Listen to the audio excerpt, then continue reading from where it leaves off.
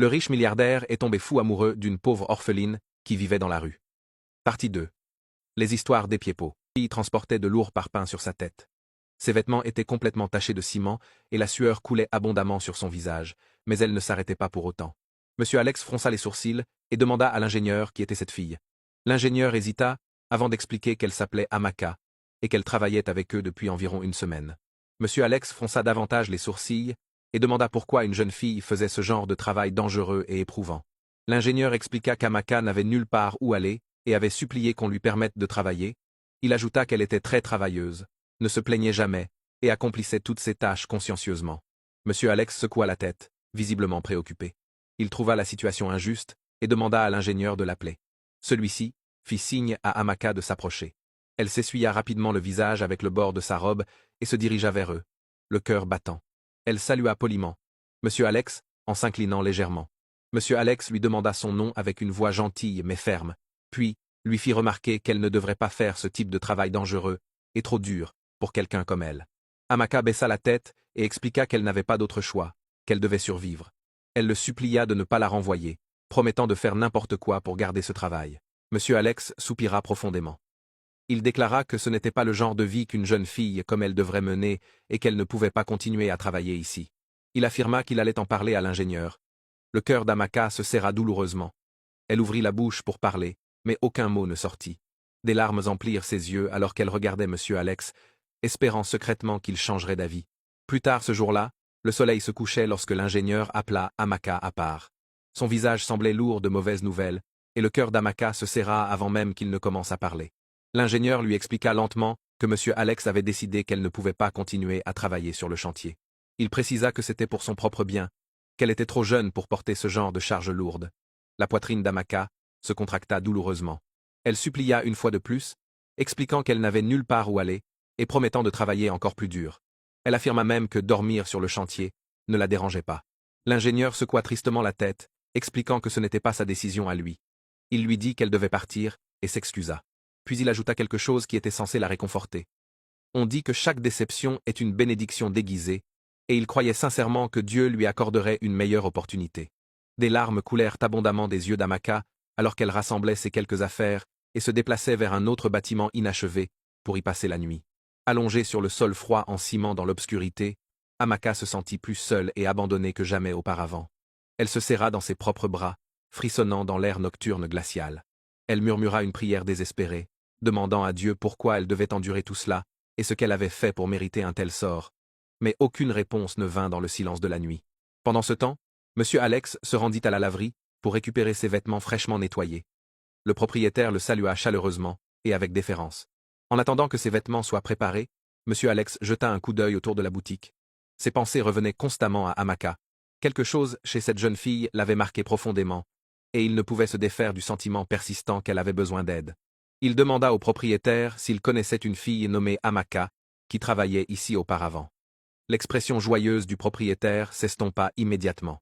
Il expliqua qu'Amaka avait eu un problème avec une cliente importante. La femme avait exigé son renvoi après un incident. Le propriétaire révéla que c'était Natacha, la fiancée de Monsieur Alex, qui avait insisté pour qu'Amaka soit renvoyée.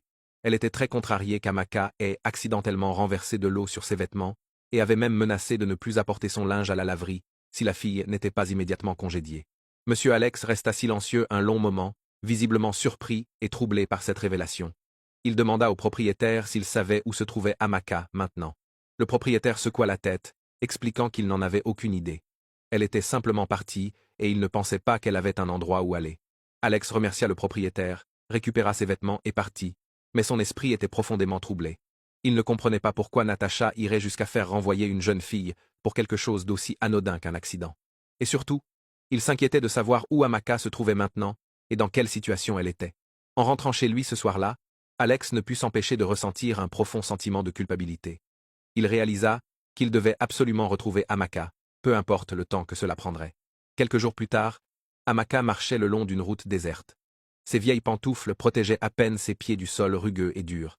Elle s'enveloppa dans ses bras, essayant désespérément de trouver un peu de chaleur dans la nuit fraîche. La route était calme et sombre, à l'exception d'une voiture occasionnelle qui passait à toute vitesse. Soudain, des phares vifs éclairèrent le chemin devant elle, et une Cadillac Escalade noire ralentit à ses côtés. La vitre se baissa, et une voix familière l'appela par son nom. Amaka se figea, s'efforçant de voir qui se trouvait dans la voiture. C'était Monsieur Alex. Sa voix tremblait d'incertitude, ne sachant pas si elle devait fuir ou rester. Alex lui demanda avec inquiétude ce qu'elle faisait dehors à cette heure tardive de la nuit. Amaka admit doucement, en regardant le sol, qu'elle n'avait nulle part où aller. Alex fronça les sourcils et lui ordonna de monter dans la voiture. Amaka hésita, disant qu'elle ne voulait pas le déranger. Mais Alex insista fermement, affirmant qu'il ne pouvait pas la laisser errer ainsi dans les rues. Après un moment d'hésitation, Amaka monta finalement dans la voiture. Pendant qu'il roulait, Alex lui posa des questions sur sa vie. Amaka lui raconta tout. Le travail à la laverie, son séjour dans le bâtiment inachevé, et comment elle avait essayé désespérément de survivre seule. Alex soupira profondément en écoutant le récit d'Amaka. Il déclara qu'elle était bien trop jeune pour traverser de telles épreuves.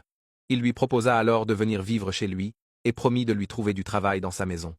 Les yeux d'Amaka s'écarquillèrent de surprise. Elle commença à dire « Mais monsieur », mais Alex l'interrompit fermement, affirmant qu'elle avait besoin d'aide et qu'il pouvait l'aider.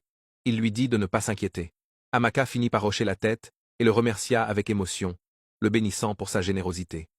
Quand ils arrivèrent à la maison d'Alex, il était déjà tard dans la nuit. Le manoir était magnifiquement éclairé, avec de grandes fenêtres et un jardin soigneusement entretenu. Amaka n'en croyait pas ses yeux face à tant de splendeur. Alors qu'ils entraient dans la maison, Natacha apparut depuis le salon. Ses yeux se plissèrent immédiatement en voyant Amaka. Elle demanda sèchement qui était cette fille. Alex resta calme et expliqua que son nom était Amaka et qu'elle allait rester dans la maison. La voix de Natacha monta dangereusement. Elle était outrée qu'il fasse entrer cette fille sale dans leur maison et lui demanda s'il était sérieux. Alex répondit fermement qu'il l'était parfaitement, que Amaka avait besoin d'aide et qu'il avait décidé de l'aider. Il affirma que c'était final et non négociable. Natacha jeta les mains en l'air, furieuse. Elle demanda à Alex s'il avait perdu la tête et s'il se rendait compte de ce que les gens diraient en voyant Amaka dans leur maison. Alex répondit calmement qu'il se fichait complètement de ce que les gens pouvaient dire. Il répéta que Amaka allait rester, qu'elle travaillerait dans la maison et aurait un endroit décent où dormir. Natacha foudroya Amaka du regard. La jeune fille se tenait silencieusement, se sentant comme une intruse, malgré l'invitation d'Alex. Natacha protesta que ce n'était pas seulement sa décision à prendre. Alex répliqua que si, maintenant c'était sa décision, et que Amaka resterait dans la chambre d'amis. Monsieur Alex montra ensuite sa chambre à Amaka.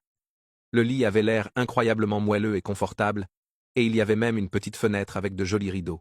Amaka s'assit lentement sur le lit, le cœur battant d'émotion. En s'allongeant cette nuit-là dans un vrai lit pour la première fois depuis longtemps, elle ne pouvait cependant se défaire d'un sentiment de malaise. La colère de Natacha avait été claire et intense, et Amaka savait instinctivement que ses ennuis n'étaient probablement pas terminés.